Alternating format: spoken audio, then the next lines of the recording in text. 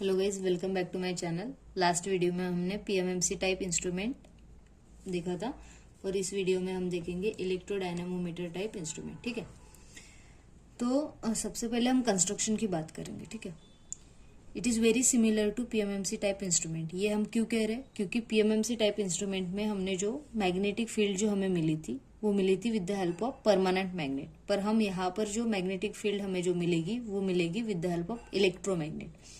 आपको पता होगा इलेक्ट्रोमैग्नेट क्या होता है।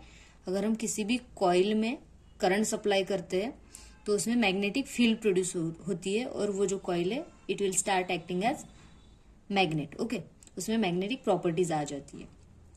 तो यहाँ पर सबसे पहले हम कंस्ट्रक्शन से शुरू करते हैं।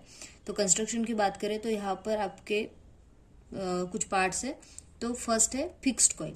फिक्स्ड कॉइल जो है उसे ही हम कहते हैं करंट कॉइल, जो कि कनेक्टेड होती है in series with the load. अगर हमने लोड यहाँ पर कनेक्ट किया, ठीक है ना, तो लोड के सीरीज में जो कनेक्टेड होती है वो आपकी फिक्स्ड कॉइल होती है। ठीक है, सेकेंड है आपकी मूविंग कॉइल।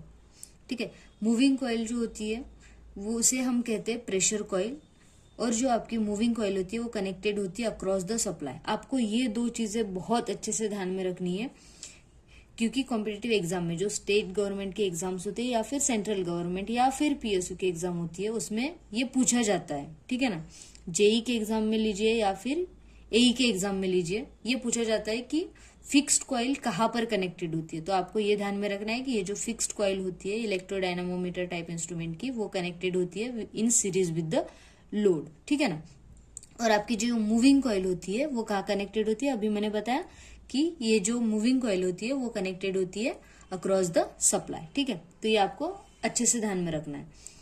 फिर आते हैं ये जो मूविंग कॉइल होती है ये हाईली रेजिस्टिव रहती है। ठीक है, ये भी क्वेश्चन बहुत बार पूछा गया है कि आपकी जो प्रेशर कॉइल होती है या फिर मूविंग कॉइल होती है इसका नेचर क्या होता है। तो इसका ये हाईली रेजिस्टिव होती है, ये आपको ध्यान में रखना है। ठीक है, इसी में ये जो पॉइंटर है आपका डायरेक्टली कनेक्टेड होता है विद द मूविंग कॉइल।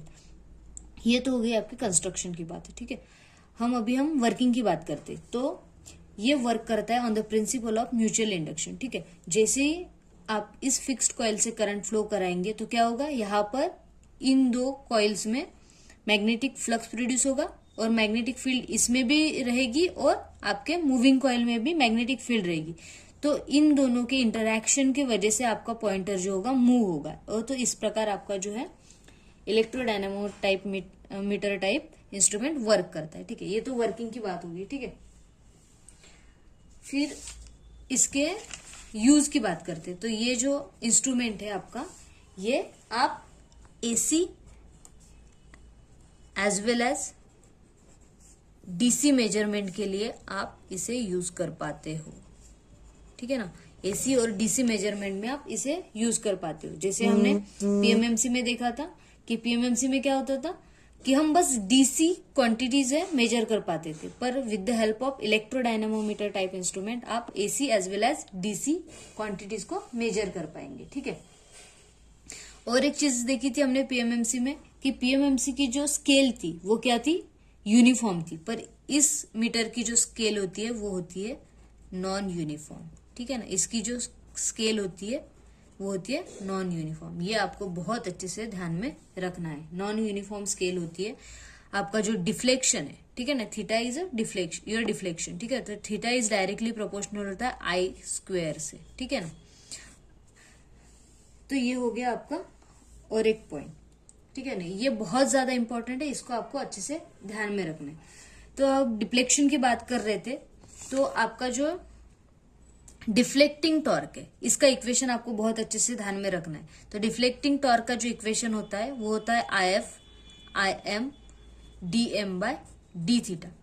ठीक है ना, this equation is for DC quantities. ठीक है ना, ये आपका डीसी क्वांटिटी के लिए डिफ्लेक्टिंग टॉर्क का इक्वेशन है। अगर हम जैसे मैंने पहले ही कहा था कि हम DC as well as AC measure कर पाते हैं, तो अगर हम बात करें deflecting torque in case of AC, तो उसका इक्वेशन जो है वो है I F I M cos phi D M by D theta. ठीक है, this is for your AC measurement. ठीक है ना, तो IF और IM क्या है? This is the current through fixed coil and IM is a current through moving coil, ठीक है। और DM by D theta is your mutual inductance, ठीक है ना, या फिर म्यूचुअल फ्लक्स बोल सकते हो, ठीक है।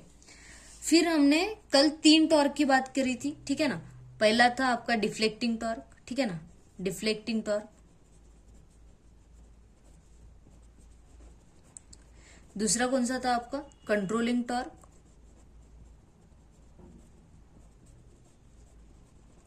और तीसरा कौन सा टॉर्क था आपका? डैम्पिंग टॉर्क, ठीक है ना, डैम्पिंग टॉर्क। ये हमने 3 टॉर्क देखे थे। तो डिफ्लेक्टिंग टॉर्क किसकी वजह से मिलेगा? जैसे आप करंट फ्लो कराओगे, तो करंट फ्लो जैसे ही करोगे तो उसके म्यूचुअल इंडक्शन के कारण आपको डिफ्लेक्टिंग टॉर्क मिलेगा।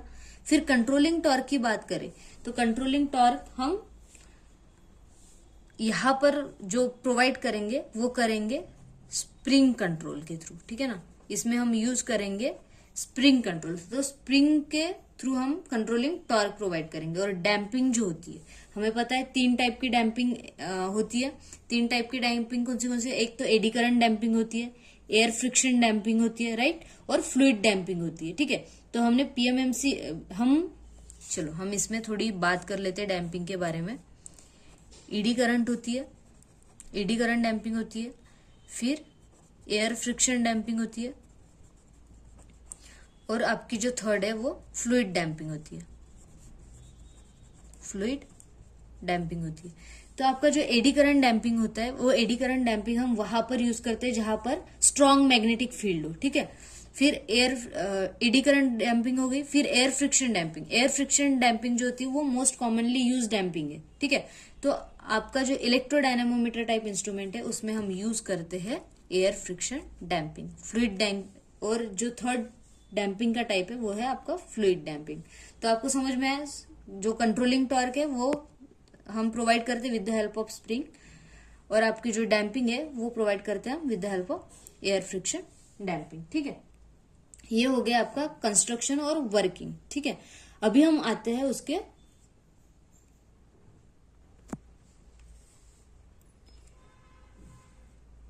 तो हम एडवांटेजेस और डिसएडवांटेज जो है वो हम नेक्स्ट लेक्चर में देखेंगे, ठीक है।